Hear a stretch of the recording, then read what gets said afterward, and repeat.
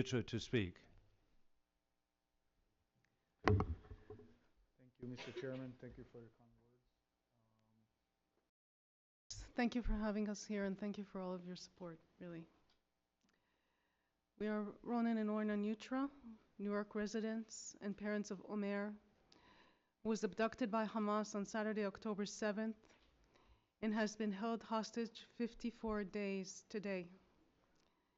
54 days since the last sign of life. Can you imagine? It truly is unimaginable. Unimaginable that something like the events of October 7th could even take place. Unimaginable that after 54 days, not only is he still held hostage, but that the Red Cross has not been allowed access. Unimaginable that we find comfort in the fact that he was taken hostage and not murdered on that day. We'd like to tell you a little bit about our son, Omer. He's this big 6'2", tall guy, always with a smile on his face. He's a good friend, the kind that brings people together. In some ways, Omer grew up like any other kid on Long Island, crazy about sports, any sport, but especially basketball. Captain of his high school sports teams, regional president of his youth group, a true young leader. He's a dual citizen of both United States and Israel, and we raised him with a deep connection to both of his homelands. After graduating school, although accepted to college, he decided to take a gap year in Israel on a program together with his Israeli peer group. The closer he grew to his new Israeli friends, the more he reflected on his own identity. As a descendant of Holocaust survivors on both sides, both me and my wife, he understood the importance of strong Israel.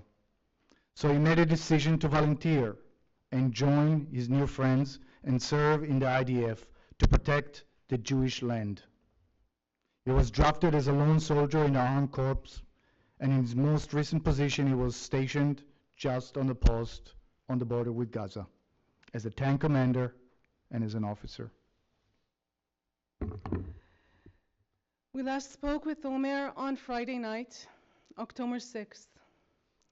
In our last conversation, he indicated that he was looking forward to a quiet and peaceful weekend after a really stressful month protecting the border.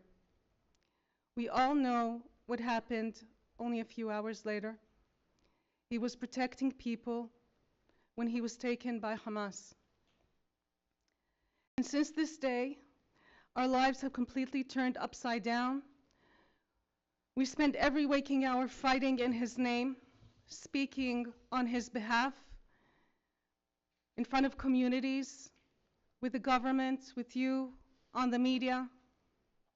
We're deeply grateful for the support that we've received from the US government, from President Biden, who's committed since day one to bringing the hostages home. There has been some progress this week, but Omer is still not with us. And the clock continues to tick, and not in our favor. There are still 150 hostages in Gaza, deep under the ground in the dark, some badly injured, with no medicine, with little food.